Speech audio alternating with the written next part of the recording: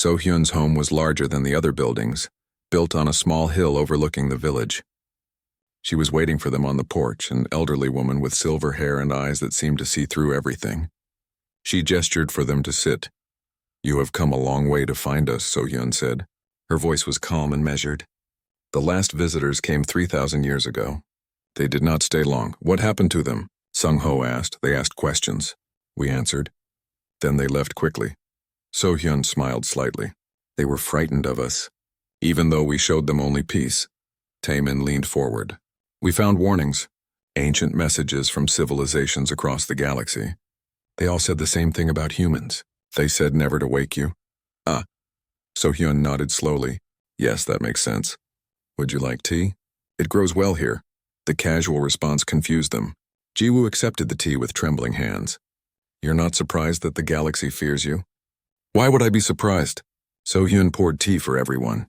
"We gave them good reason to fear us. We were loud once, very loud. We shouted across the stars and demanded that everyone listen." "What changed?" Taemin asked. So-hyun sipped her tea. "We grew tired of the noise. We learned that just because we could shout did not mean we should. So we chose to sleep. You chose this?" Hana gestured at the simple village around them. "You voluntarily gave up your technology, your civilization?" "Not gave up," So-hyun corrected gently.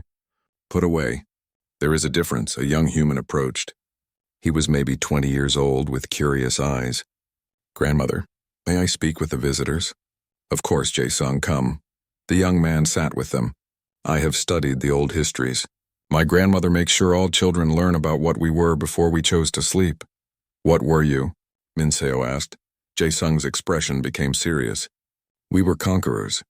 We spread across 200 star systems in just 300 years. We defeated every species that opposed us.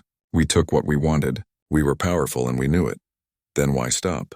Won-shik asked. "Because we saw what we were becoming," So-hyun said. "We looked at ourselves and realized we had become the thing we feared most. Tyrants, oppressors. We were strong, so we believed that gave us the right to rule. We were wrong." Jae-sung stood. "Would you like to see the sleeping archives? It will help you understand." They followed him down a path that led away from the village. After walking for 20 minutes, they reached what looked like a simple stone building built into the hillside. But when Jae-sung placed his hand on the door, it opened with a hiss of hydraulics. Beyond the door was something impossible. A massive chamber carved deep into the earth, filled with technology that made Won-shik's jaw drop. Rows upon rows of storage containers stretched into the darkness. Holographic displays flickered with data. Power cores hummed quietly. "This is one of 5,000 archive sites scattered across Earth," Jae-sung explained. "We preserve all our knowledge here. All our technology, all our history." Taemin walked between the containers.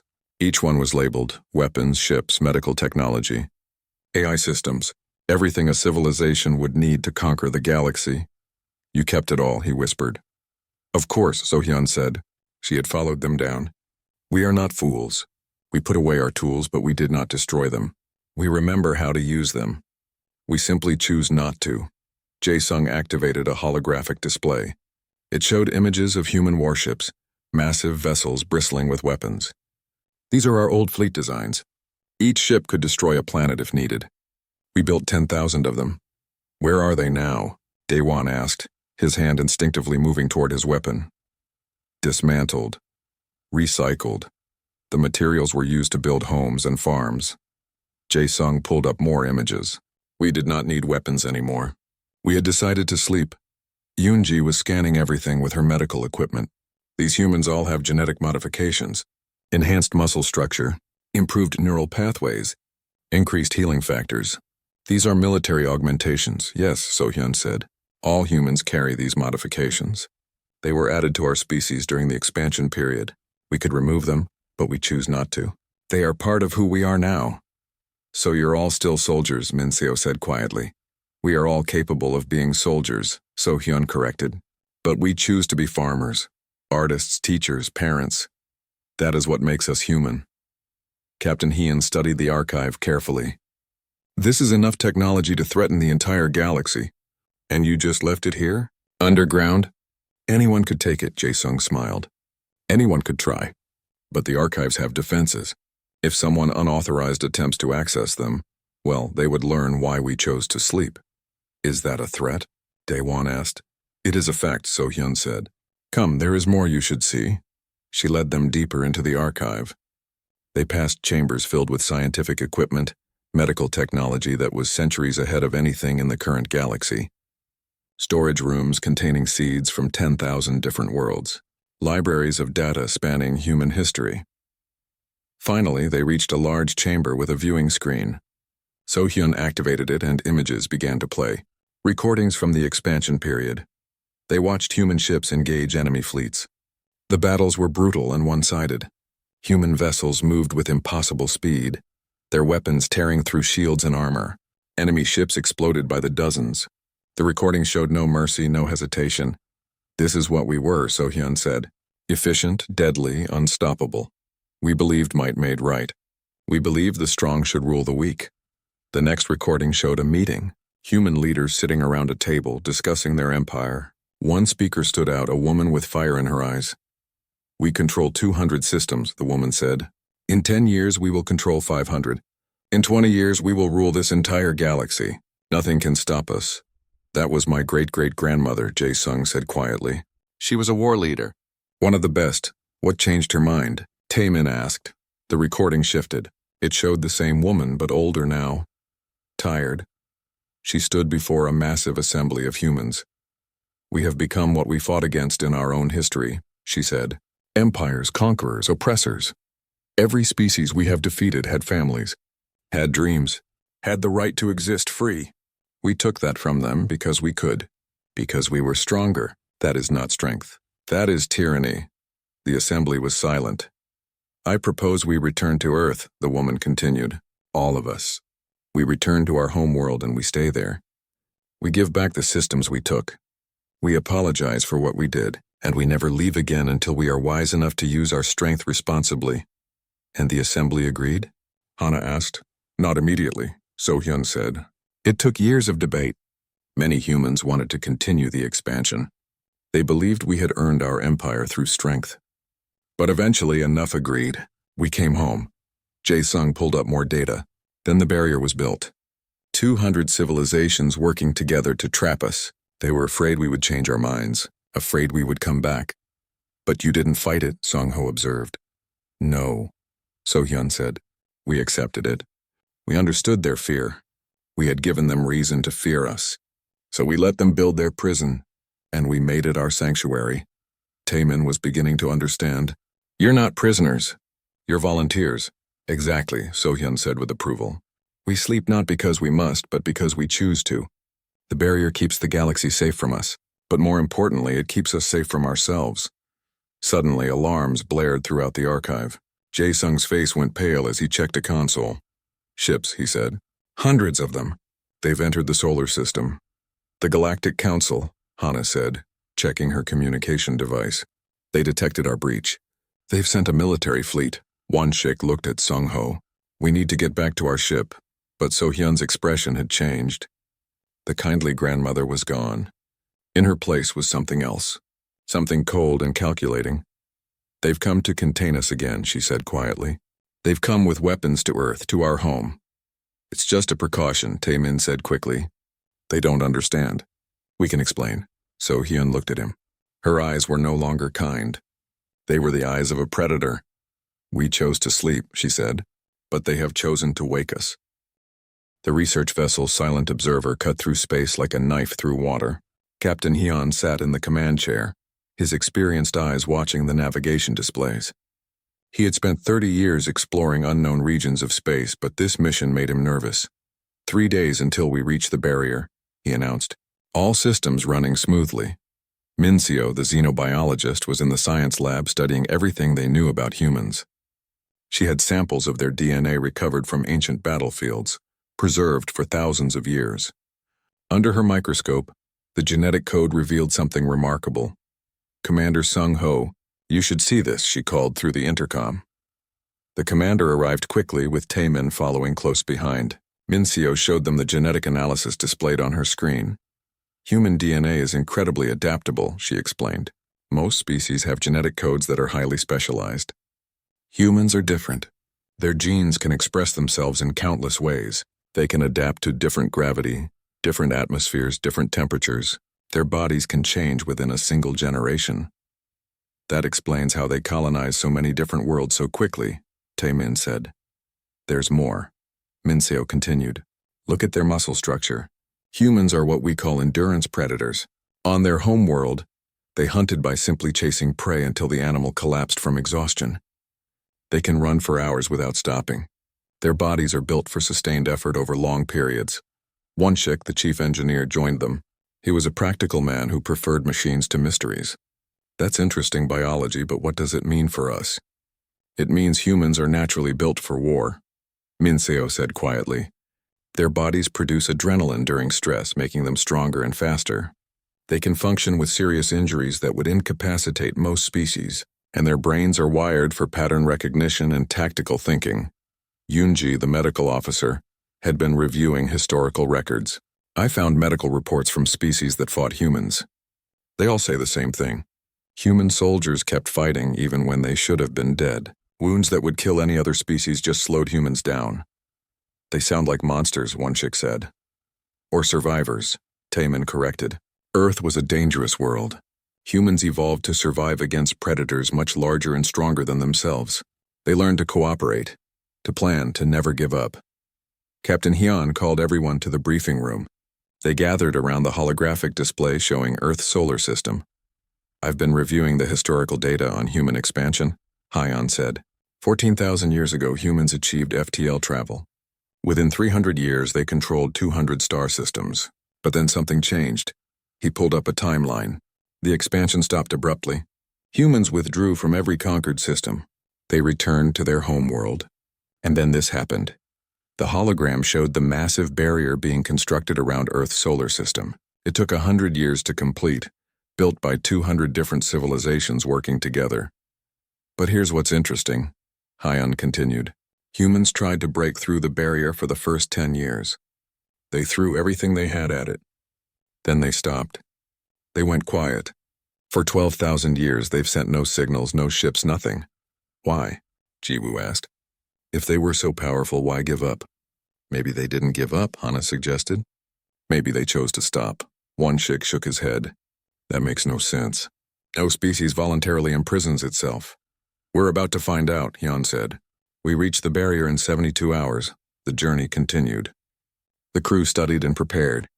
Taemin compiled all the warnings into a single database. Each message told a similar story. Humans who fought without mercy.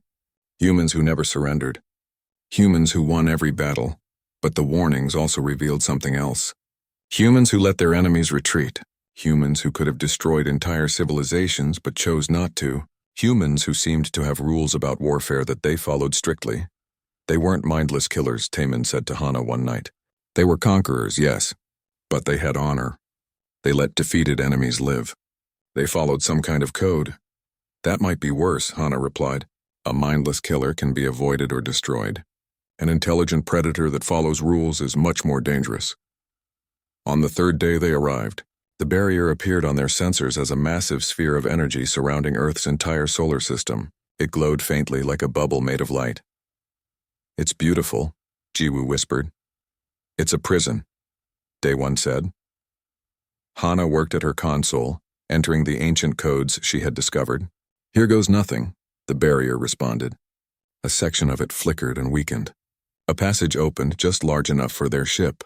We're being scanned, Wonshik reported. Something inside is analyzing our ship. Automated defenses? Hyun asked. I don't think so. This feels more like a security checkpoint. The passage remained open, an invitation or a trap, nobody knew which. Take us in, Sung-ho ordered. Captain Hyun guided the silent observer through the opening. As they passed through the barrier, every sensor on the ship went wild. I'm detecting energy signatures inside, Hana said. Lots of them. But they're all low level. Nothing that suggests advanced technology. What about Earth itself? Taemin asked. Minseo ran her biological scanners. Picking up life signs. Billions of them. Humans are definitely alive down there. But I'm not reading any cities, no industrial centers, no power plants, and that's impossible, Wonshik said. A population of billions needs infrastructure. They moved deeper into the solar system. Earth appeared on the view screen. a blue and green marble hanging in space. It looked peaceful, beautiful, not at all like the homeworld of galactic conquerors. I'm scanning the surface, Mincio reported. Forests, grasslands, small settlements scattered across the continents. No large cities. No evidence of advanced technology. Where are the weapon systems? Day One demanded. The defense platforms? The military installations? Not reading anything like that, Hana said. It's like they've regressed to a pre-industrial society. Taemin felt a chill run down his spine. Or they're hiding. Hiding an entire military civilization? One Shik scoffed. Where would they hide it? Underground? Yunji suggested. These scans only penetrate a few hundred meters. Yan made a decision. We land, we make contact. We find out what happened to them. They chose a landing site near a small settlement. The ship descended through Earth's atmosphere. The sky was blue, dotted with white clouds. The air was breathable, rich with oxygen. As they approached the ground, they could see fields of crops and simple buildings made of wood and stone. This looks like a farming village, Jiwoo said.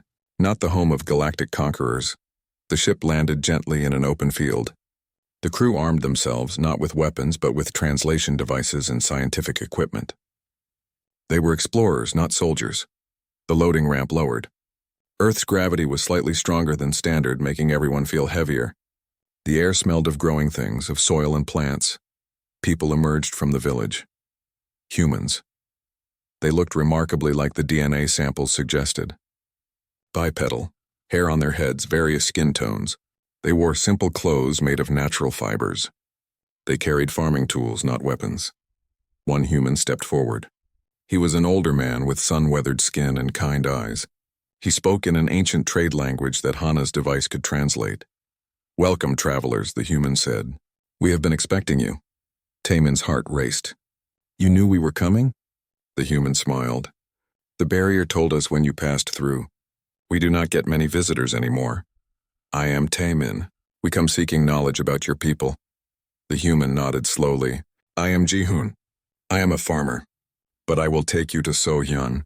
She is our village elder. She can answer your questions. Jihoon turned and walked toward the village. The crew followed, their sensors recording everything. The village was simple but well maintained. Children played in the streets. Adults worked in gardens. Everyone seemed healthy and content. It looked like paradise. But Taemin remembered the warnings. He remembered the ancient messages. Never wake them. Whatever these humans were, they were not showing it yet, and that made him more nervous than any weapon ever could. The conference room was cold. Byung-soo spread old documents across the metal table, each one carefully preserved in protective cases. He had spent 40 years studying galactic conflicts, and his eyes showed the weight of all that history. These are all the records I could find about what they called the Awakening, he said. His voice was rough with age. Most of it was destroyed deliberately. Someone wanted this history forgotten. Taemin leaned forward, studying the faded text. Tell us what happened. About 14,000 years ago, humans discovered faster-than-light travel, Byung-soo began. They were excited, curious. They sent out exploration ships to meet other civilizations. Those first contacts went well. Trade agreements were signed. Cultural exchanges happened. Everything seemed peaceful. Yuna, the AI systems expert, pulled up holographic projections of ancient star charts. But then something changed. The records show human expansion suddenly became aggressive. In just 300 years, they made contact with 70 different civilizations. That's not unusual, Day One said. The security officer sat with his arms crossed, clearly skeptical. Many species expand quickly when they first achieve FTL travel. True, Byung-soo agreed. But humans were different. Every civilization that refused to trade with them was conquered. Every species that attacked them was destroyed. They didn't just defend themselves. They overwhelmed their enemies completely. Hana accessed the translation database. I've been working on the specific warnings. Let me read you some of them. She pulled up the first message. This is from the Vethnari Empire. They were one of the most powerful civilizations of their time. They had conquered 40 star systems. When they met humans, they tried to enslave them. Here's what their emperor wrote. We brought our full might against their single world. We had 10,000 warships. They had fewer than 200. We expected easy victory. We were wrong. Their ships moved like lightning. Their weapons pierced our shields as if they were paper. They destroyed 98% of our fleet in 6 hours. They let the survivors return home with this message: never come back. Jiwoo's hand trembled slightly as she took notes. 6 hours? That's impossible. There's more, Hana continued. The Korathi Collective tried diplomacy first. They were a peaceful federation of 20 species. But when they refused to share certain technology, humans simply took it. The Korathi fought back. They lost 12 billion people before they surrendered. Their final message says, "We learned that humans do not understand negotiation as we do. They see only 2 states, ally or obstacle. We chose to become allies. We survived." Yuna brought up another document. The Luminari were even more interesting. They were an ancient race, thousands of years more advanced than humans. They were immortal through advanced technology. They believed nothing could threaten them. What happened to them? Sung-ho asked. Humans happened, Yuna said quietly. The Luminari tried to study humans like laboratory animals. They captured human ships for research. The humans responded by destroying 3 Luminari worlds. Not just the military forces, the entire planets. The Luminari's final transmission says, "We thought ourselves gods. They taught us we were merely mortal. They taught us about fear. They taught us about death." Daewon stood up abruptly. "This is propaganda. Scare stories to keep civilizations away from their territory. No single species could be this dominant." "That's what I thought too," Byung-soo said. "So I looked deeper. I found something in the archaeological records. Evidence of a great meeting." He pulled up images of ancient ruins. 12,000 years ago, representatives from over 200 civilizations gathered on a neutral world.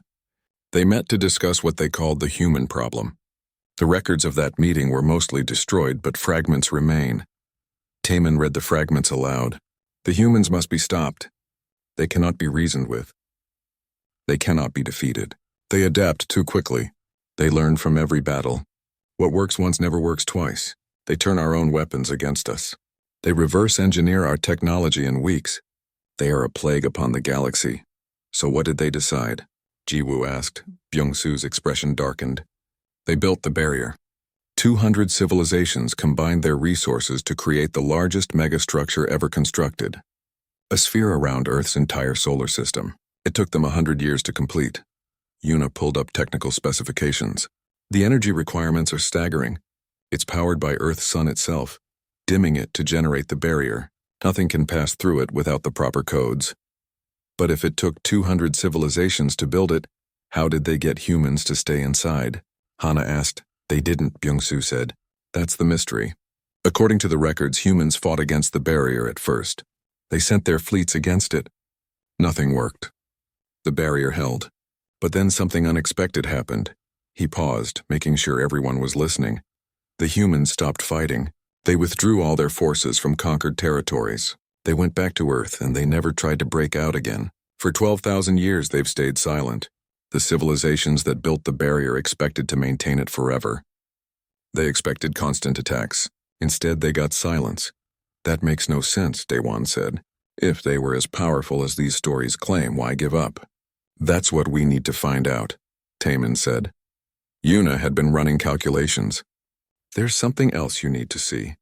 The barrier is failing. I've analyzed the energy patterns. The structure is degrading."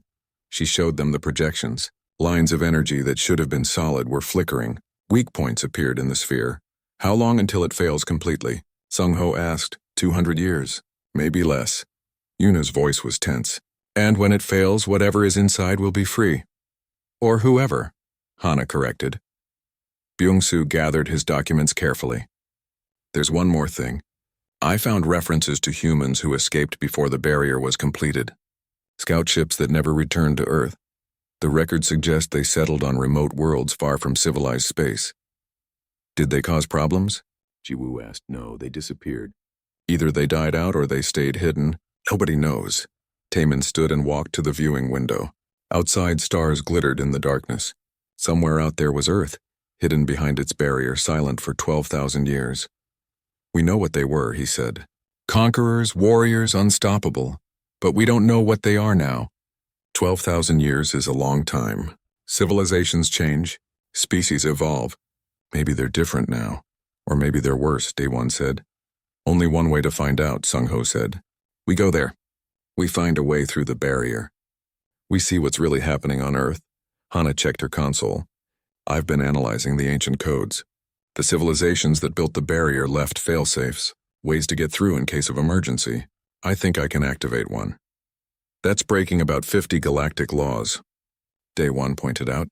Then it's good that we're already breaking 49 others, Sung-ho said with a slight smile. They spent the next week preparing. Yuna compiled all the data on human technology and tactics. Byung-soo created a historical profile of human behavior. Hana worked on cracking the barrier codes. Ji-woo organized medical supplies and emergency equipment. Daewon remained skeptical but prepared weapons anyway. If these stories are even half true, we're flying into the most dangerous place in the galaxy. Exactly why we need to go, Taemin said. Because if we don't understand what's waiting there, nobody will be ready when that barrier fails. On the 8th day, they were ready. Sung-ho stood before his small crew. I'm not ordering anyone to come. This is volunteer only. We might not come back. Nobody moved toward the exit. Then we leave in 1 hour, the commander said. May fortune favor the curious. The ship powered up. The engines hummed to life, and they set course for the one place in the galaxy that every civilization had learned to fear. They were going to wake the sleeping giants. The archive station floated silently in the darkness, circling a star that had died millions of years ago. Inside the metal walls, Taemin carefully brushed dust from an ancient data crystal. His hands moved with practiced precision as he worked under the bright examination lights. Found something, he said quietly. Hana looked up from her translation console. She had been working for 6 hours straight, her eyes tired but alert. Another artifact from the Vethnari civilization? No, this is different. Taemin held the crystal up to the light. Strange symbols glowed faintly within its depths. The dating scan shows this is much older, maybe 50,000 years. The door to the laboratory slid open. Commander Sung-ho entered, his military boots making sharp sounds against the floor. He was a tall man with gray hair and a face that showed years of service. You should both be sleeping. The next supply ship doesn't arrive for 3 weeks. Commander, you need to see this, Taemin said. He placed the crystal into the scanner. The machine hummed as it analyzed the ancient object. Ji-woo rushed in from the adjacent room. She was the youngest member of the team, fresh from the academy with bright eyes full of curiosity. The database just finished cross-referencing those symbols. Commander, they match 12 different extinct civilizations. Sung-ho's expression changed. He moved closer to the scanner. That's impossible. Those civilizations never had contact with each other. They existed thousands of years apart. That's what I thought too, Taemin said. The scanner's screen filled with text. But look at this. The translation appeared line by line. Hana read it aloud, her voice growing quieter with each word. Warning to all who find this message. We discovered a species on the 3rd planet of a yellow star. We attempted to make them serve us. We brought 10,000 warships. Only 12 returned. Never go to their world. Never wake them. Silence filled the laboratory. Ji-woo broke it first. That can't be real. 10,000 warships? No species could defeat that kind of force. Taemin was already pulling up more data. His fingers moved rapidly across the console. There's more, much more. The crystal contains messages from multiple civilizations, all saying similar things. They spent the next hours reading message after message. Each one told a similar story. Each one ended with the same warning. Never wake them. Hana found references to a planet called Earth. According to these coordinates, it's in the outer rim of this galaxy. The system is marked as a quarantine zone in every galactic navigation database.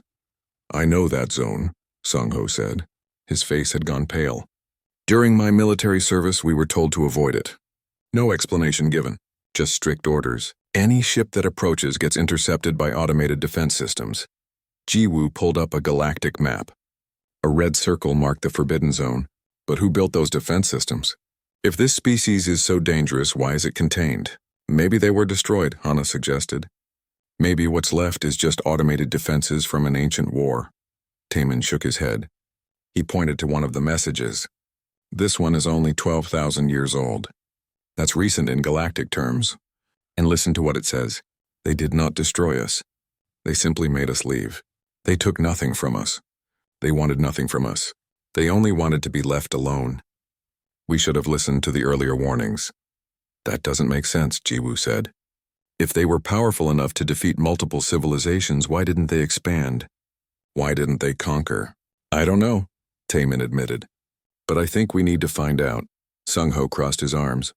You want to investigate a zone that has been forbidden for thousands of years?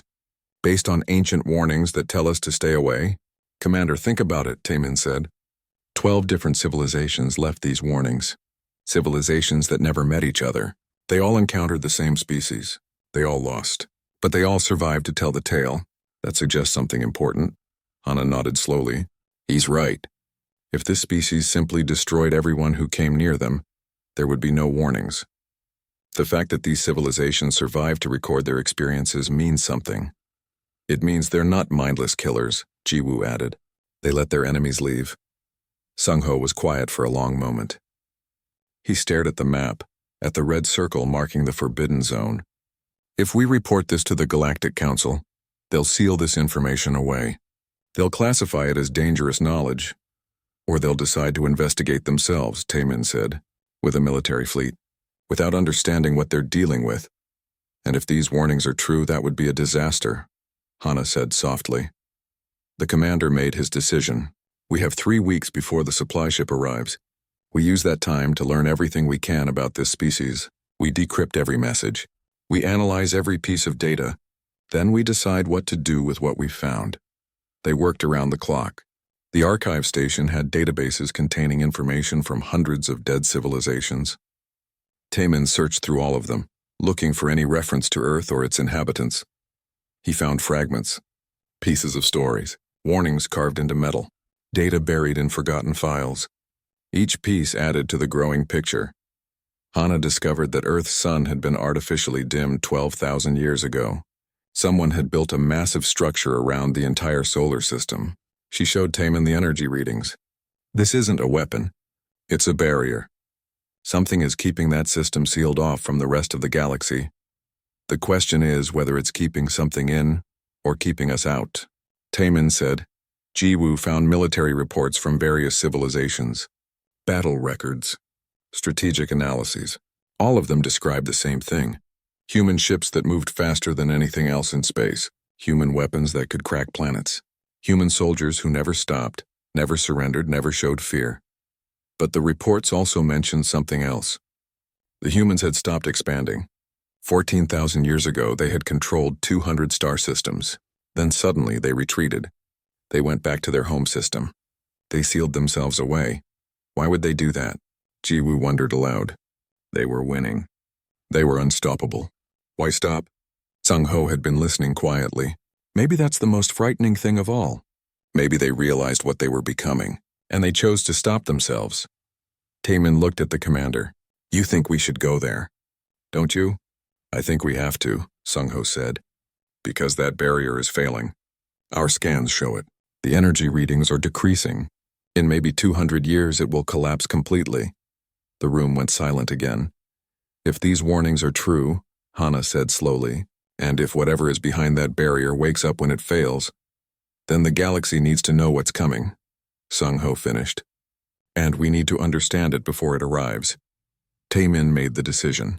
We go to Earth, we find out the truth. We learn what they are and why everyone fears them, and then we decide how to warn the galaxy. Nobody disagreed. They all knew the risks. They all understood that they might be making a terrible mistake. But they also knew that doing nothing would be worse. The archive station's engines began to charge. Their journey would begin tomorrow. The sky above Earth filled with ships. 200 warships dropped out of faster-than-light travel, their hulls gleaming in the light of Earth's sun. They were the pride of the Galactic Council's fleet, built to enforce peace across civilized space. Admiral Kresh commanded the fleet from his flagship. He was a warrior from a species that had ruled their sector for 10,000 years. His race had never lost a war. He looked at Earth on his view screen with disgust. So this is the world that frightened our ancestors, he said. It looks pathetic. Beside him, Counselor Vesh adjusted her diplomatic robes. The scans show minimal technology. Primitive settlements. Perhaps the humans have truly regressed. Or they're hiding, Kresh growled. Either way, they will surrender or be destroyed. In the archive chamber, So-hyun moved with purpose.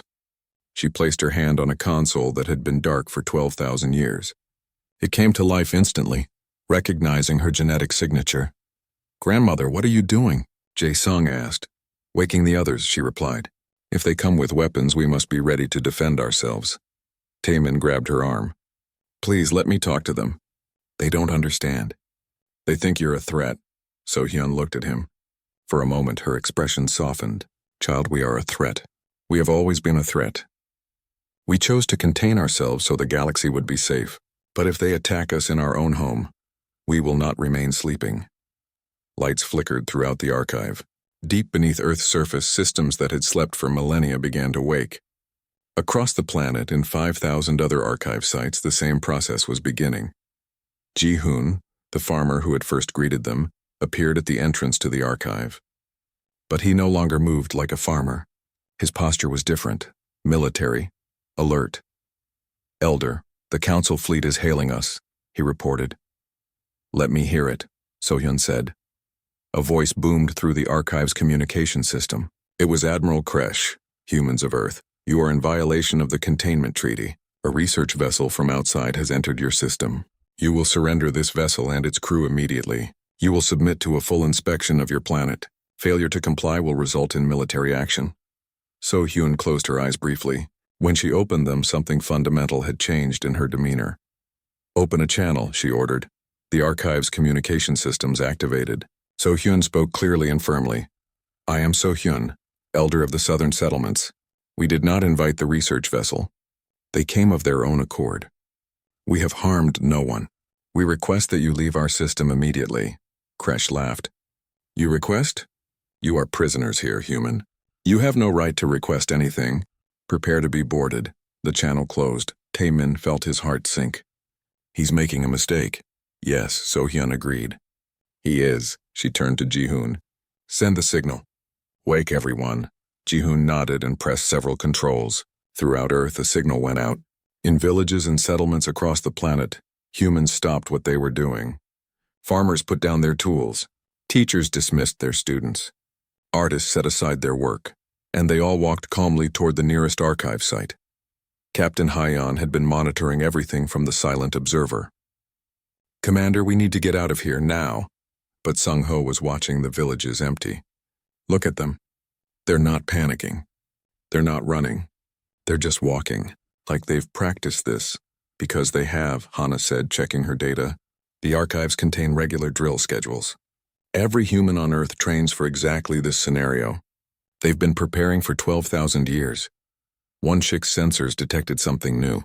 Energy signatures increasing across the planet. Whatever's underground is powering up." Above Earth, Admiral Kresh was losing patience. "Target one of their settlements." "A small one?" "We'll show them we're serious." "Admiral, perhaps we should wait for their response," Counselor Vesh suggested nervously. "They've had their chance to respond." Kresh pointed at a village on the coast. "That one. Fire a warning shot. Destroy it, the flagship's weapons charged." Energy built up in the massive cannons. The crew prepared to fire. Then everything went dark. Every ship in the fleet lost power simultaneously. Engines died. Weapons systems shut down. Life support switched to emergency backup. 200 warships went dead in space. "What happened?" Kresh roared. "Report." "Unknown, sir. All systems are offline. It's like something drained all our power." In the archive, Young-soo stood before a console. He was different from the surface dwellers. He wore a tight-fitting uniform covered with technology. His eyes had a distant look like he was seeing something far away. "Fleet neutralized," he reported. "No casualties. All personnel are safe," So-hyun nodded. "Good. Let's make sure they understand." She walked to the main viewing screen. Taemin and his crew watched in amazement as the image zoomed out, showing the entire solar system. Rings of defensive platforms were becoming visible, uncloaking from systems that had hidden them for 12,000 years. "How many?" Minseo whispered. 10,000 defensive platforms, Young-soo answered. Each one capable of stopping a fleet 10 times larger than what's currently in orbit. We built them during the early containment period. Just in case. In case of what? Daewon asked. In case the galaxy forgot why we chose to sleep, So-hyun said. On the flagship, emergency power finally came online. Admiral Kresh's view screen flickered to life. A face appeared. Young Su's face. I am Young Su, Defense Coordinator for Earth. Your weapons have been disabled. Your ships are not damaged. Your crews are safe, but you are no longer in control. Kresh slammed his fist on his chair. This is an act of war. No, Young Su replied calmly. This is self-defense. You threatened to destroy one of our settlements. You came to our home with weapons. You made demands. We responded proportionally. Counselor Vesh pushed forward. We came because you are a danger to the galaxy. The ancient warnings say you cannot be trusted. The ancient warnings say never to wake us. So-hyun's voice came through now. You should have listened to them. The screen split, showing both Young Su and So-hyun. We chose to sleep 12,000 years ago, So-hyun continued. We saw what we had become, conquerors, tyrants. We realized our power made us dangerous. So we came home. We sealed ourselves away. We gave back everything we had taken. But you kept your weapons, Kresh accused. Of course we did, Young Su said. We're not fools.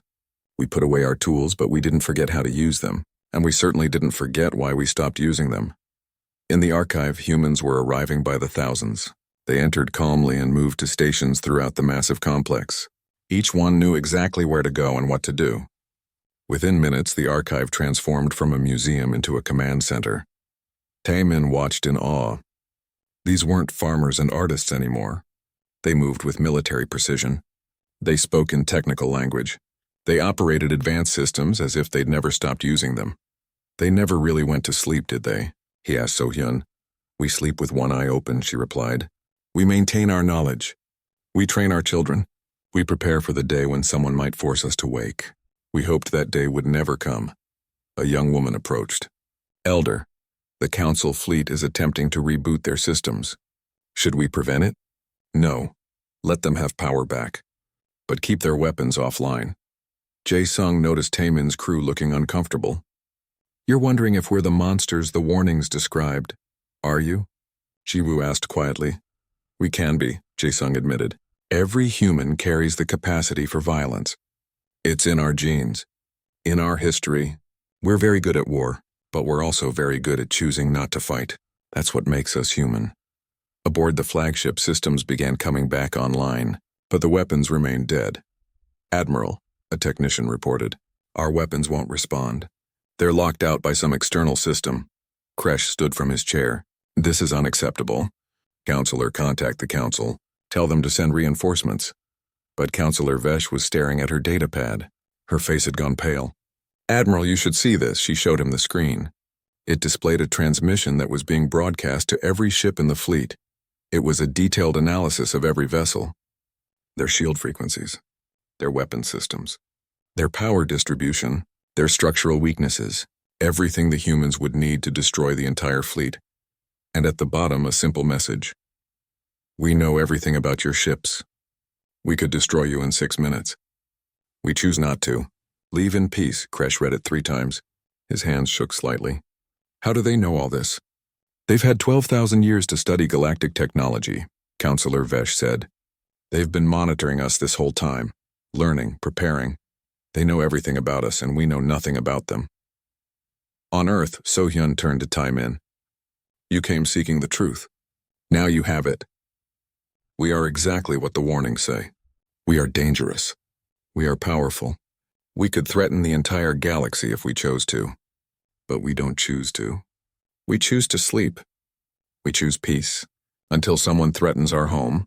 What happens now? Taemin asked. That depends on your admiral, So-hyun said. He can leave peacefully. Or he can force us to show him exactly why the galaxy should fear us. Above Earth, Admiral Kresh faced the hardest decision of his career.